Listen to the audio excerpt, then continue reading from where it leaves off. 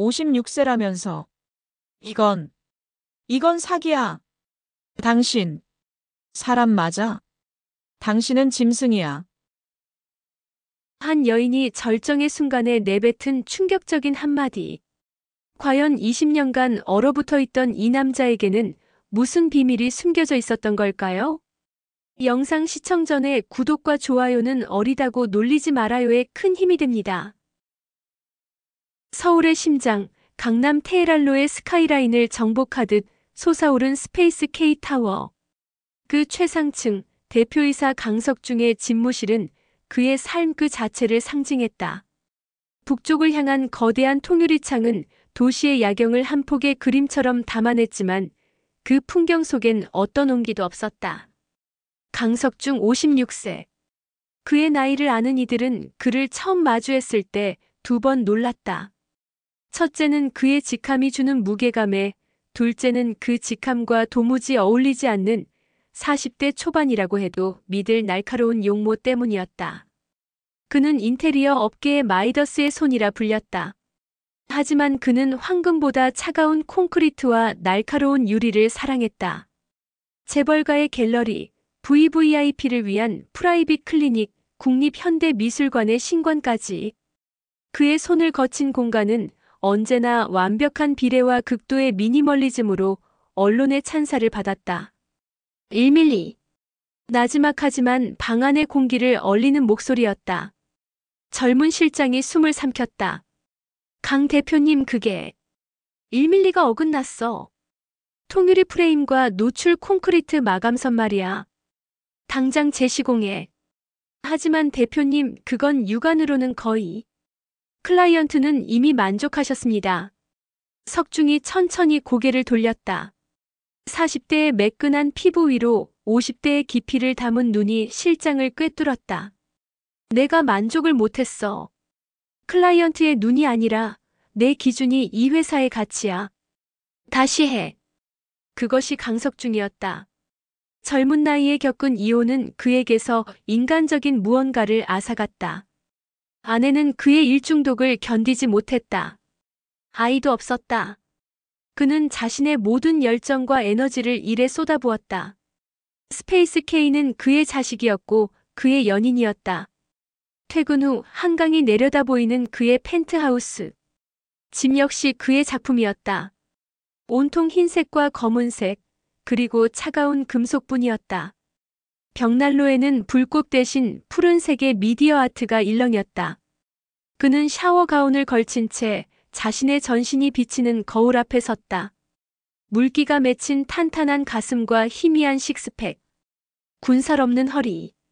그는 이 몸을 유지하기 위해 매일 새벽 5시면 강철 같은 규율로 자신을 단련했다. 사람들은 그가 타고난 동안이라고 했지만 이것은 처절한 관리의 산물이었다. 하지만 그가 유일하게 통제할 수 없는 것이 있었다. 후. 깊은 한숨이 터져나왔다. 겉모습은 40대 일지언정 56년의 세월이 쌓인 피로감은 어쩔 수 없었다.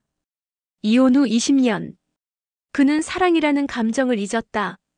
아니, 의도적으로 외면했다. 여자는 그에게 일보다 복잡하고 설계도보다 예측 불가능한 존재일 뿐이었다. 그때 거울 속 자신의 지친 눈과 마주쳤다. 이렇게 그냥 늙어가는 건가? 일로 모든 것을 잃었지만 마음 한구석이 시릴 만큼 공허했다. 그는 침실 협탁에서 작은 갈색 병을 집어들었다. 뉘앙스 EP-Gen12. 매일 밤 잠들기 전 한 알. 그것은 그가 자신의 젊음과 에너지를 유지하는 유일한 비밀이었다. 12년 전 가장 왕성했던 그 시절의 신체 나이로 되돌려준다는 기적의 영양제. 그는 씁쓸하게 웃으며 하나를 입에 털어넣었다. 젊으면 뭐하나? 쓸데도 없는데. 그때 이메일 알림이 울렸다. 신규 프로젝트 의뢰 양평 서종 전원주택 리모델링. 그는 평소라면 비서에게 넘겼을 작은 주거 프로젝트를 무심코 클릭했다. 발신인의 이름은 신원주. 그리고 첨부된 몇 장의 사진. 오래되었지만 따뜻한 햇살이 가득한 집, 그리고 그 집의 주인이라는 여자의 흐릿한 뒷모습. 석중의 눈이 가늘어졌다. 차갑게 굳어있던 그의 심장이 아주 미세하게 다른 주파수로 떨리기 시작했다. 서울의 번잡함이 강물에 씻겨나가는 곳, 양평 서종. 북한강이 한눈에 내려다 보이는 언덕배기에 카페 언주가 있었다. 신언주 43세. 그녀는 이곳의 사장이자 바리스타이자 파티시에였다. 사장님, 오늘 스콘 정말 미쳤어요. 인생 스콘. 어머, 입에 맞으셨다니 다행이에요. 하얀이가 반죽 도와줘서 더 맛있나 봐요. 언주는 특유의 시원스러운 미소로 답했다. 바람둥이 남편과의 지긋지긋했던 이혼. 강남의 화려한 사모님 타이틀을 버리고 딸 하얀의 손을 잡고 이곳으로 도망치듯 내려온 지 2년. 그녀는 잃어버렸던 자신의 이름을 되찾았다. 그녀는 화려하게 예쁘진 않았지만 맑은 눈과 생기 넘치는 표정이 사람을 끌어당기는 매력이 있었다. 43세라는 나이가 무색하게 직접 구운 빵처럼 건강한 에너지가 넘쳤다. 엄마, 박하얀. 그 교복 차림의 박하얀이 카페 문을 박차고 들어왔다.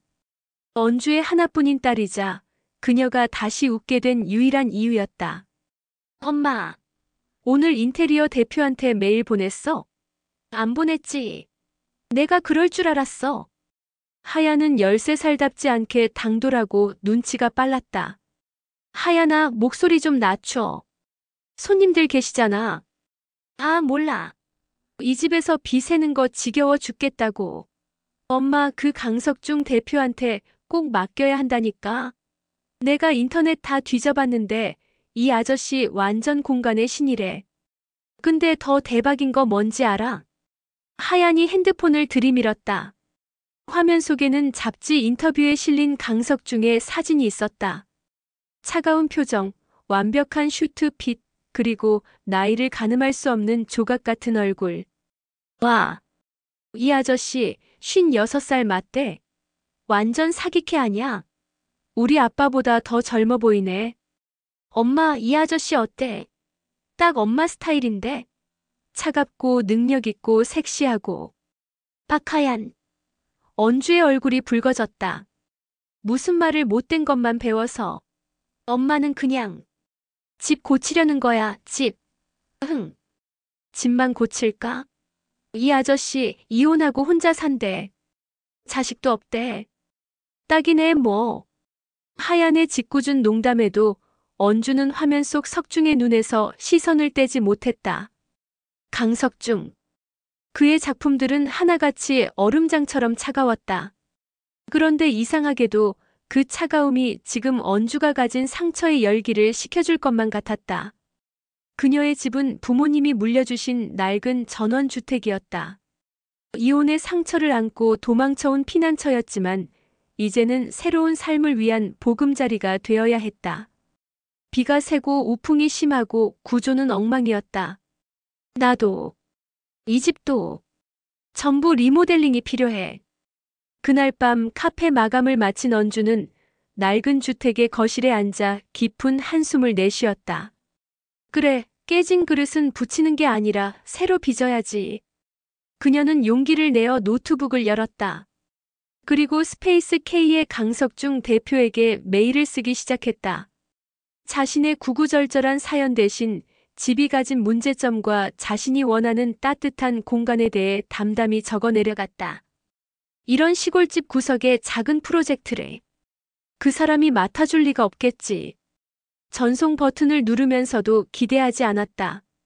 그는 그녀와 너무 다른 세상의 사람이었다. 그리고 다음 날 저녁이었다. 핸드폰 진동 소리. 모르는 번호였다. 여보세요? 카페 언주입니다. 수화기 너머로 잠시 침묵이 흘렀다. 그리고 낮고 단단한 이상하게 심장을 울리는 목소리가 들려왔다. 신언주 씨 되십니까? 스페이스 K 강석중입니다. 언주는 순간 숨을 멈췄다. 양평 서종건. 현장을 직접 봐야겠습니다. 내일 오후 2시, 시간 괜찮으십니까? 다음 날 오후 2시. 강석중은 약속 시간 정확히 1분 전에 신언주의 집 앞에 섰다. 1억 원짜리 이탈리아 수제 구두가 젖은 흙바닥에 닿는 순간 그는 미간을 찡그렸다. 대표님, 어서 오세요. 비가 와서 길이 안 좋죠. 언주가 우산을 들고 마중을 나왔다. 편안한 린넨 원피스 차림, 화장기 없는 얼굴이었지만 빗속에서도 그녀의 생기는 뚜렷했다. 석중은 말없이 고개를 끄덕이고는 우산을 받아들지도 않은 채 집을 향해 걸어갔다. 언주는 그의 뒤를 따르며 자신도 모르게 마른 침을 삼켰다. 화면 속에서 보던 것보다 훨씬 압도적인 존재감이었다. 커피 드릴까요? 됐습니다. 시간 없어요. 집부터 보죠. 얼음장 같은 대답. 그는 전문가용 거리 측정기와 태블릿 PC를 꺼내 들고 마치 수술 집도이처럼 집안을 훑기 시작했다. 심각하군. 첫마디였다. 여긴 구조 자체가 잘못됐어. 누수는 잡는 게 의미가 없을 정도고 단열은 전무하네요. 이쪽 벽은 당장 허물지 않으면 무너질 수도 있습니다. 그의 목소리는 어떤 감정도 없이 사실만을 찔러댔다. 언주가 이 집에서 보냈던 2년의 시간이 그녀의 피난처가 순식간에 무너질지도 모르는 폐가로 전락했다. 그래도 전 이 집이 좋아요. 햇살이 드는 게. 햇살. 신원주 씨. 감성으로 집을 짓는 시대는 끝났습니다. 이건 집이 아니라 그냥 비를 피하는 가건물 수준입니다. 총체적 재시공. 아니, 재건축이 필요합니다. 그의 냉정함에 언주는 상처받기보다 이상한 오기가 생겼다. 그래서 맡기 싫으시다는 건가요? 이런 작은 폐가 리모델링은 강석중 대표님 명성에 누가 될 것 같아서 석중이 처음으로 태블릿에서 눈을 떼고 언주를 정면으로 바라봤다.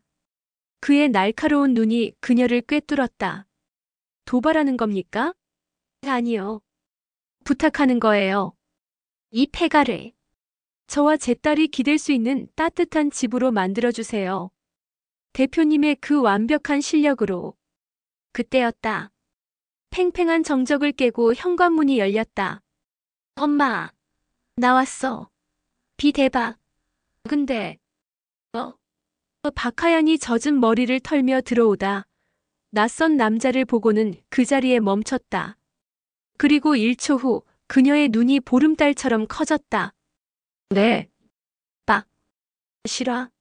하얀이 핸드폰을 꺼내 석중의 얼굴과 화면 속 사진을 번갈아 대조했다. 강석중 대표님? 맞죠? 공간의 신? 와. 56세라더니. 완전 사기캐. 아저씨 아니. 삼촌? 오빠. 혹시 뱀파이어예요? 관리 비법이 뭐예요? 얀. 언주가 기겁하며 딸의 입을 막았다. 석중은 당황스러웠다. 자신에게 이렇게 무례하고 대담하게 구는 생명체는 처음이었다. 그런데 불쾌하기보다 이상했다. 그의 완벽하게 통제된 삶에 예측 불가능한 버그가 침입한 기분이었다. 그는 하얀의 당돌한 눈을 잠시 바라보다 피식. 거의 아무도 눈치채지 못할 만큼 희미한 미소를 지었다. 보톡스. 네. 언주와 하얀이 동시에 반문했다. 관리비법 보톡스라고 하죠. 그럼 이만. 석중은 차갑게 돌아섰다. 계약 관련 서류는 내일 중으로 비서통에 보내겠습니다. 언주는 그가 당연히 거절할 거라 생각했는데 뜬금없는 수락에 멍하니 그의 뒷모습만 바라봤다. 그는 떠나는 순간까지 언주가 내민 우산을 쓰지 않았다. 비를 맞으며 그의 검은색 마이바흐에 오르는 모습은 그 자체로 한편의 비정한 영화 같았다. 그 후 몇 주간 리모델링은 일사천리로 진행됐다. 석중은 자신의 이름에 걸맞게 최고의 팀을 투입했다. 언주는 자재를 고르거나 현장 미팅을 위해 종종 석중의 사무실을 방문했다. 신원주 씨. 이쪽 벽은 라임스톤보다 트레버틴이 낫습니다. 질감은 비슷하지만 이 공간의 조도에서는 트레버틴이 훨씬. 대표님. 저는 그냥 좀 따뜻한 느낌이면 좋겠어요. 이런 차가운 돌 말고요. 따뜻함은 조명과 가구로 내는 겁니다. 구조는 완벽해야 해요. 감성이 구조를 망치게 둘 순 없습니다. 그들은 사사건건 부딪혔다. 석중은 언제나 논리적이고 정확했으며 언주는 감성적이고 모호했다. 그는 그녀의 따뜻함이라는 단어를 이해하지 못했고 그녀는 그의 완벽함이라는 강박이 숨막혔다. 서로에게 끌리고 있다는 사실을 애써 외면한 채 두 사람은 클라이언트와 시공자라는 차가운 가면 뒤에 숨어 있었다. 가까워지고 싶었지만 다가가는 방법을 몰랐다. 56세의 일중독자와 43세의 상처 입은 여자는 그렇게 서로의 궤도를 맴돌기만 했다. 아, 진짜 고구마 100개 먹은 것 같네. 둘 다. 그 공사가 한창인 집 앞 임시 컨테이너에서 하얀이 펄쩍 뛰었다. 엄마, 강 대표 아저씨가 저렇게 쳐다보는데 느낌이 안 와? 완전 나 너한테 관심 있거든. 근데 쪽팔려서 말 못해 이 눈빛이잖아. 박하얀, 또 쓸데없는 소리. 현장 소장님이 들으시겠다. 그분은 그냥 일하러 온 거야. 일하러 온 사람이 저렇게 비싼 슈트 입고 흙먼지 뒤집어 쓰고 있어. 저 아저씨 결벽증이라 소문났는데 지금 우리 집 현장엔 먼지 구덩이에서도 그냥 앉잖아. 저거 다 엄마 보러 오는 거지. 하얀의 말은 틀리지 않았다. 석중은 이상할 정도로 자주 현장에 나타났다. 처음엔 1밀리의 오차를 잡기 위해서라고 스스로를 속였지만 어느새 그의 시선은 도면이 아닌 현장에서 새참을 나르는 언주를 쫓고 있었다. 젠장. 집중이 안 돼. 그는 이성을 잃은 자신이 한심했다. 20년간 잊고 살았던 감정이었다. 그날 저녁 석중은 평소보다 2배로 운동을 하고 찬물로 샤워를 했다. 하지만 언주의 잔상이 사라지지 않았다. 그때 전화가 울렸다. 여보세요. 아저씨. 대표님. 수화기 너머로 다급한 하얀의 울음소리가 들려왔다. 석중의 심장이 쿵 내려앉았다. 하얀아. 무슨 일이야? 엄마가 쓰러졌어요. 열이 펄펄 나는데. 저 무서워요. 석중은 지금 자신이 뭘 하는지도 모른 채 지갑과 차키만 들고 집을 뛰쳐나갔다. 강남에서 양평까지. 그의 마이바흐가 밤의 고속도로를 미친 듯이 질주했다. 평생 단 한 번도 내지 않았던 속도였다. 신원주 씨. 하얀아. 석중이 임시 거처의 문을 거의 부술 듯이 열고 들어섰다. 그의 눈앞에 펼쳐진 광경은 펄펄 끓는 냄비와 멀쩡하게 파스타 면을 삶고 있는 신원주, 그리고 식탁에 앉아 태연하게 포크를 닫고 있는 박하얀이었다. 대표님? 이 시간에 어쩐 일이세요? 언주가 놀라 눈을 동그랗게 떴다. 석중은 거친 숨을 몰아쉬며 이마에 맺힌 땀을 닦아내지도 못한 채 하얀을 노려봤다. 하얀이 배시시 웃으며 비자를 그렸다. 작전 성공. 아저씨 1시간 10분 걸렸네. 양평까지. 엄마한테 완전 진심이구나. 너. 석중의 얼굴이 분노로 붉어졌다. 박하얀. 너 지금 무슨 짓을. 언주가 사태를 파악하고 경악했다. 엄마. 가만히 있어봐. 이 아저씨 지금 화내는 게 아니라 황당한 거야. 하얀이 석중에게 다가가 그의 손을 잡아 끌었다. 대표님 미안해요. 근데 이렇게 안 하면 두 사람 평생 밥 한 끼 못 먹을 것 같아서 그랬지. 우리 엄마가 대표님 온다고 알리오 올리오 만들었어요.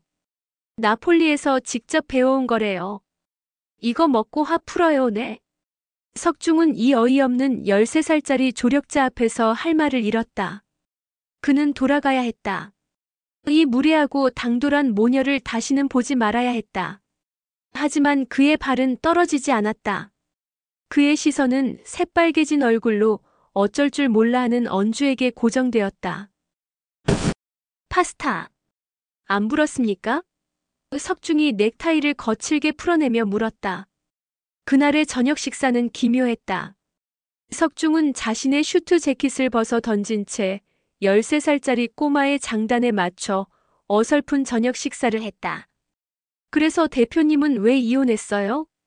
우리 엄마는 아빠가 바람 펴서 헤어졌는데. 박하얀. 일 때문이었지. 석중이 의외로 순순히 대답했다. 내가 너무 차가웠거든. 오작이 객과나 쩌는데. 그럼 이제 따뜻해지면 되겠네. 우리 엄마가 딱이네. 우리 엄마 완전 인간 난로거든. 언주는 창피해서 죽을 것 같았지만 석중은 그저 와인만 들이켤 뿐이었다.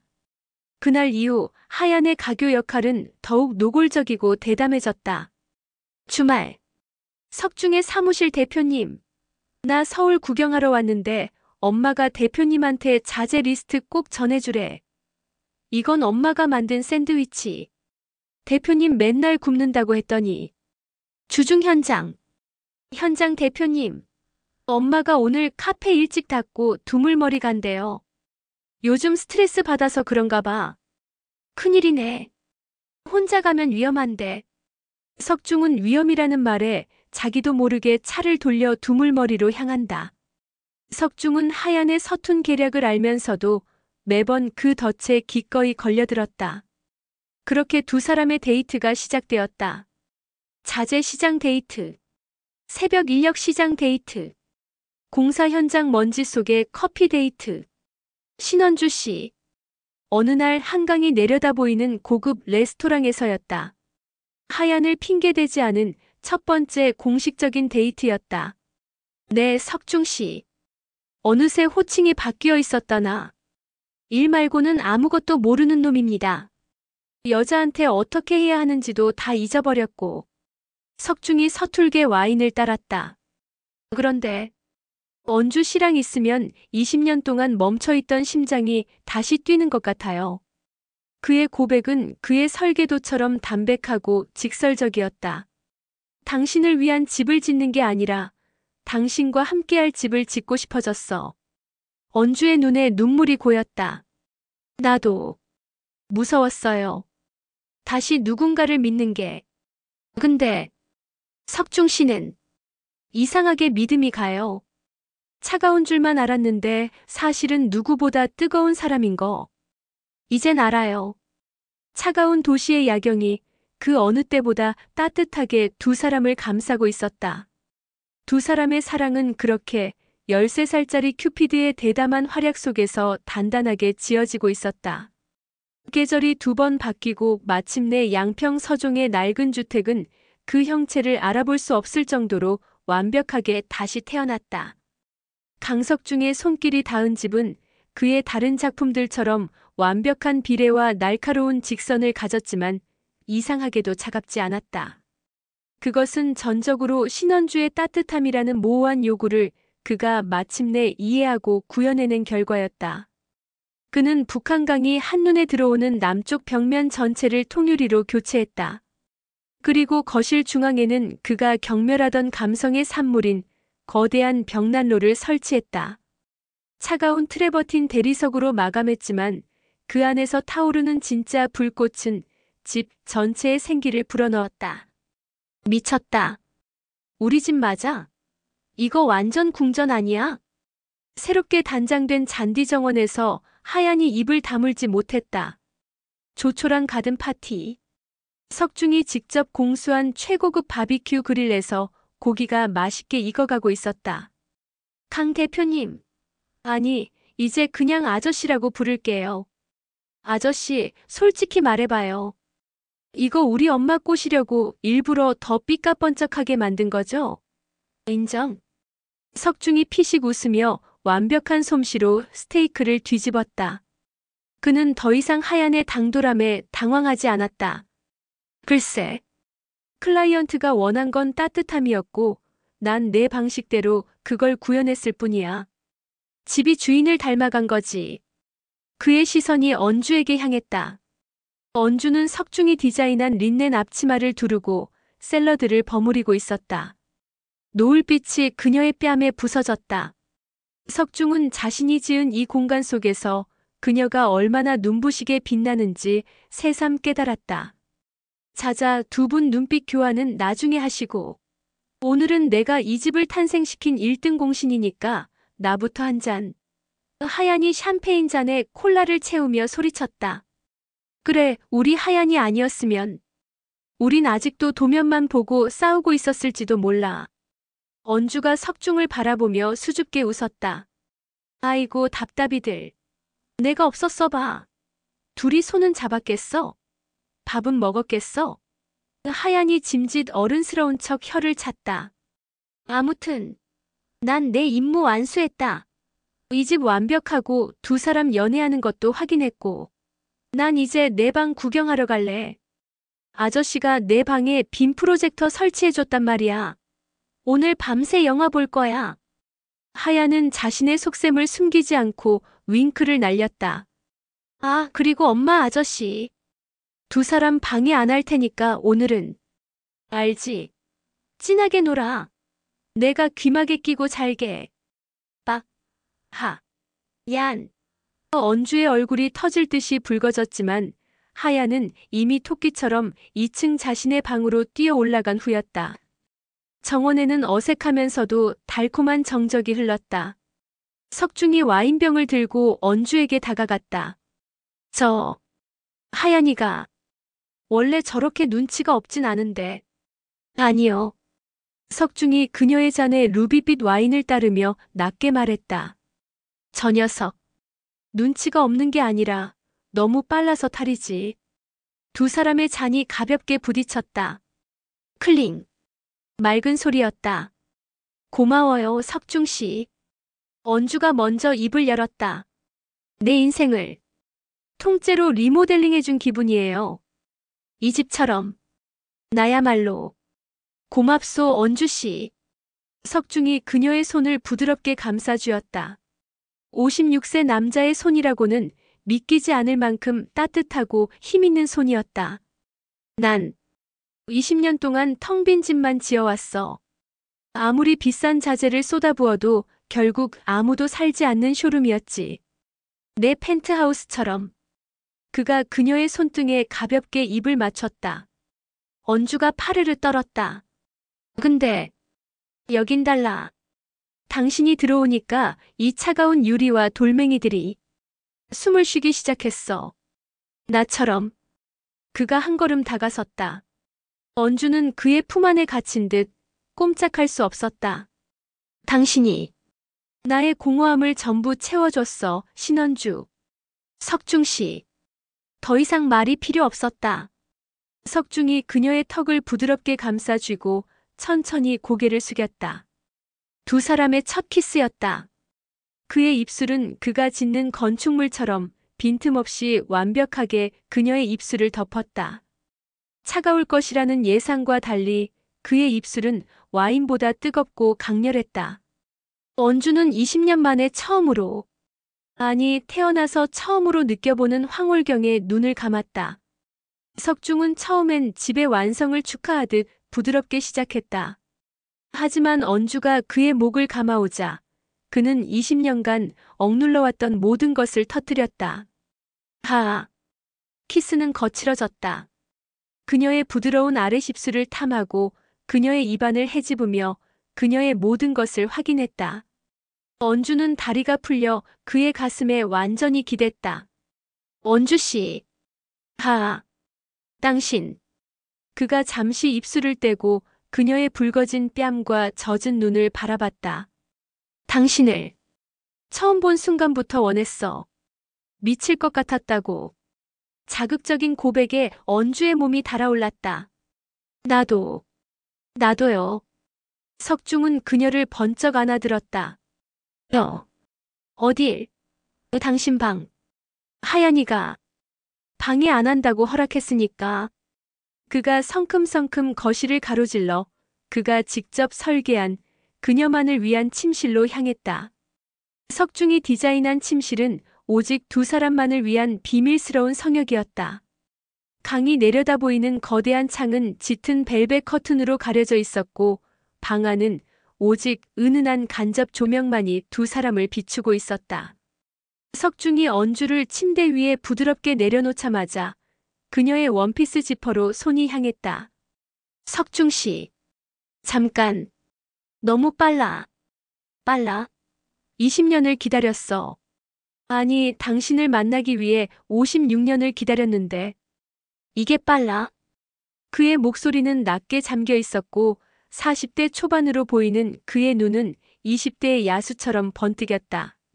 그는 더 이상 스페이스 K의 냉철한 대표가 아니었다. 그는 그저 여자에게 굶주린 한 남자였다. 그는 그녀의 목선과 쇄골에 입을 맞췄다. 그의 뜨거운 숨결이 닿을 때마다 언주는 전기에 감전된 듯 몸을 떨었다. 아. 그의 손이 거침없이 그녀의 몸을 탐했다. 43세의 나이, 이혼의 상처, 아이 엄마라는 현실. 그 모든 것이 석중의 거친 애무 앞에 눈처럼 녹아내렸다. 그녀는 그저 신원주라는 여자일 뿐이었다. 석중은 자신의 셔츠 단추를 거칠게 뜯어냈다. 언주는 숨을 삼켰다. 그의 몸은 56세라고는 도저히 믿을 수 없었다.